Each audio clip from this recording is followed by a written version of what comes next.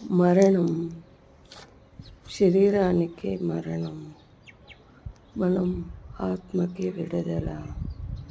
శరీరానికి మరణం అంటే మనం ఈ లోకంలో యాత్ర ముగిసింది. మరణం అంటే మనకు విడుదల కలిగింది అని అర్థం. సైతాన్ని ఇంకా విడుదల, పాప స్వభావం ఇంకా విడుదల, పాప స్వభావం ఇంకా విడుదల, కష్టాలను ఇంకా విడుదల, అన్ని విషయాలను ఇంకా విడుదల.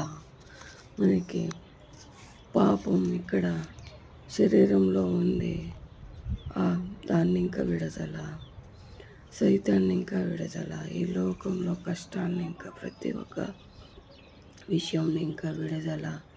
మన ఆత్మ నిత్యానికి దేవుడి దగ్గర పరదేశికిపోతుంది.